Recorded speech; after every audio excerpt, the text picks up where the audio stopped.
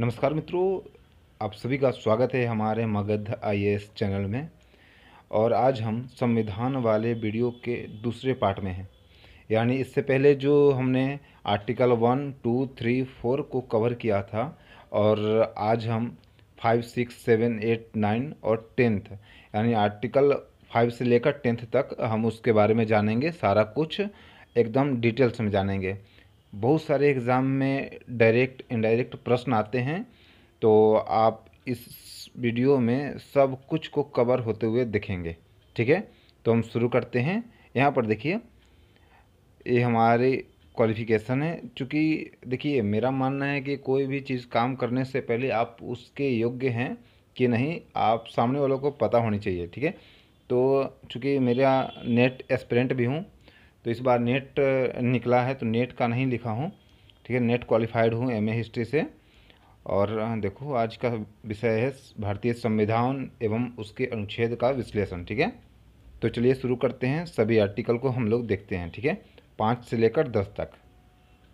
अब आपके सामने है संविधान का अनुच्छेद 5। चूँकि हम लोग जानते हैं कि भारतीय संविधान के भाग 2 में नागरिकता के बारे में लिखा हुआ है। ठीक है, तो उसी के अंतर्गत है अनुच्छेद 5। ठीक है, इसमें क्या कहा गया है आप ढंग से देखना। इसमें जो जो बातें लिखी हुई है सारे महत्वपूर्ण है, एवं नागरिकता से संबंधित एक एक तथ्य महत्वपूर्ण है।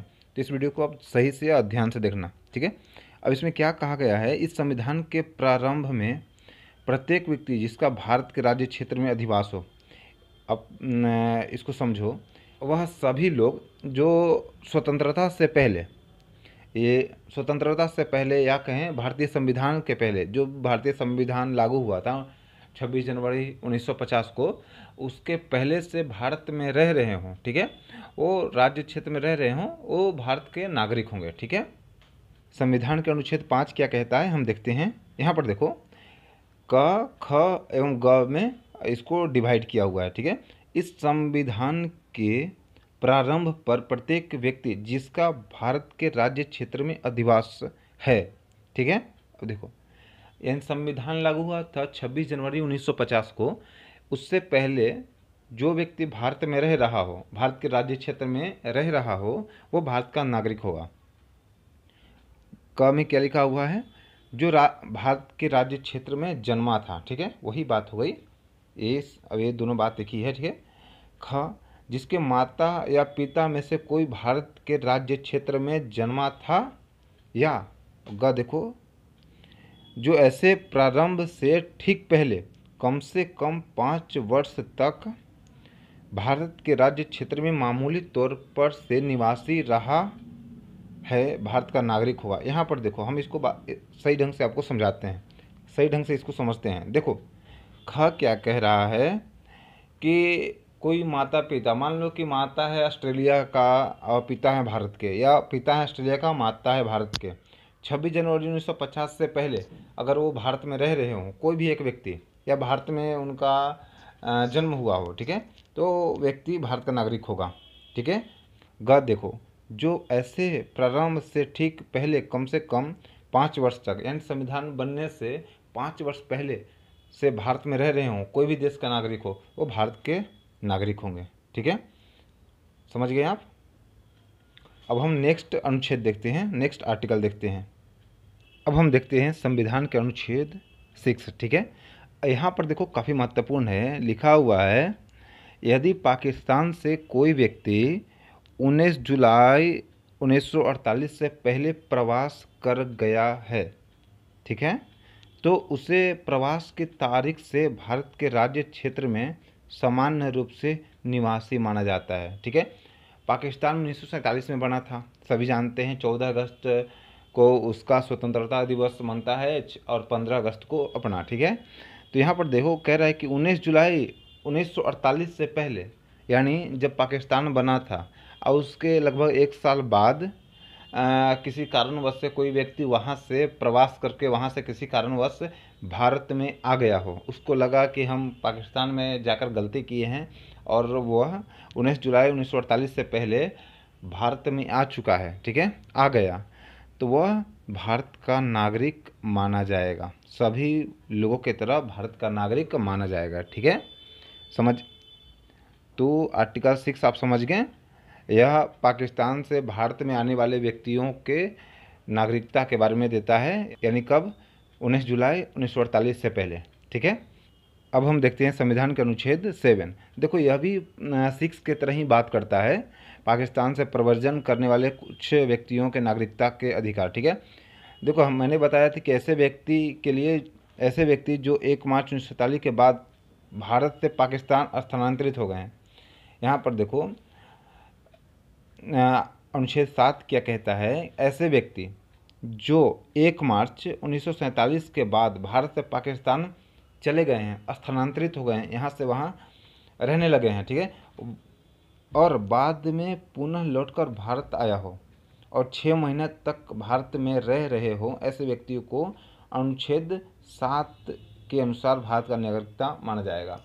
यानी हमने बोला था ना कि स्वतंत्रता के बाद एवं 1948 से पहले भारत में आ गए हों, ठीक है, उनको रियलाइज़ हो गया कि हम वहाँ जाकर कुछ गलती किए हैं या वो किसी कारणवश दमन की वजह से या किसी कारण के भारत में आ गए, तो वो सभी व्यक्ति भारत के नागरिक होंगे। ठीक है, उनको कम से कम 6 महीने भारत में रहना पड़ेगा। ठीक है, अब हम अनुच्छेद 8 देखते हैं का प्रबंध।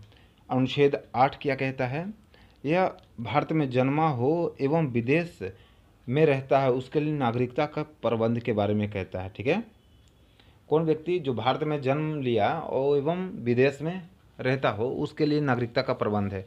अब यहाँ पर देखो अनुच्छेद 5 में किसी भी बात के होते हुए भी, अनुच्छेद 5 में जो भारतीय नागरिकता के बारे में लिखा हुआ है, अगर वह बात रहते हुए भी कोई व्यक्ति जो किसी माता या पिता, वह व्यक्ति जिसके माता या पिता किसी अथवा दादा दादी नाना नानी में से कोई भी मूल रूप से यथा, देखो यहाँ पर इसका निचोड़ समझना, कोई व्यक्ति जो अनुच्छेद 5 के अंतर्गत नहीं भी आता हो, जो अनुच्छेद 5 में नागरिकता के बारे में लिखा हुआ है उस पर सटीक नहीं बैठता हो, तो भारतीय शासन अधिनियम 1935 में जो नागरिकता के प्रबंध का उल्लेख किया हुआ है, अगर उसके अंतर्गत भी आता है तो वह भारत का नागरिक माना जाएगा। ठीक है, भारत का नागरिक माना जाएगा, यह इसका निचोड़ है। ठीक है, यानी भारत में 1935 का भी जो भारतीय शासन अधिनियम है वो भी काफ़ी महत्वपूर्ण है, तो आप उससे भी नागरिकता का अनुच्छेद 8 में उल्लेख करता है। ठीक है, अब हम नेक्स्ट प्रश्न देखते हैं। अब भारतीय संविधान के अनुच्छेद 9 को देखते हैं, काफ़ी महत्वपूर्ण है। देखो वो सारे अभी तक हमने 5, 6, 7, 8, 9, 6, 8 तक हमने देखा कि भारत के नागरिक कौन व्यक्ति हो सकता है। ठीक है, अब यहाँ पर देखो भारतीय संविधान का अनुच्छेद 9 जो कहता है कि भारतीय संविधान के अनुसार भारत का नागरिक कौन नहीं हो सकता है, तो यह कहता है कि कोई भी व्यक्ति जिसने 26 जनवरी 1950 से पहले किसी दूसरे देश की नागरिकता हासिल कर ली है तो वह अनुच्छेद 5, 6 और 8 के तहत भारत के नागरिक नहीं हो सकता। ठीक है, देखो मित्र ये सारे जो अनुच्छेद है, जितने भी डिटेल्स मैंने आपको दी है, ये सारा कोई मैं किसी पुस्तक से नहीं दिया हूँ। ठीक है, यह जो डायरेक्ट आता है भारतीय संविधान का, जो पॉइंट लिखा रहता है ना टू द पॉइंट, वही है। ठीक है, तो यह समझो कि आपके पास ओरिजिनल चीज़ पहुंच रही है, यह कहीं से मैं कॉपी पेस्ट करके नहीं लाता हूं। ठीक है, अब हम देखते हैं भारतीय संविधान के अनुच्छेद 10। तो फ्रेंड अब हम बात करते हैं भारतीय संविधान के अनुच्छेद 10 एवं यह आखिरी अनुच्छेद है इस वीडियो का।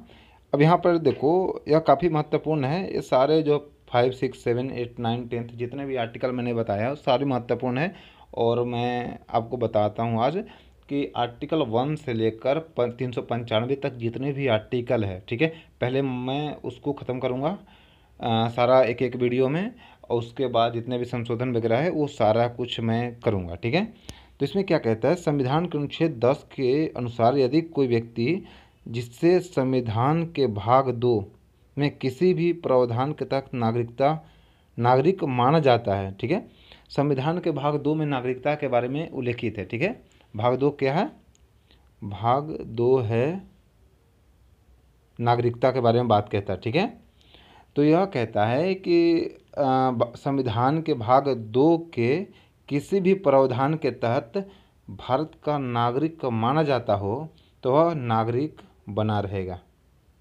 ठीक है, आर्टिकल 5, 6, 7, 8, 9, ठीक है।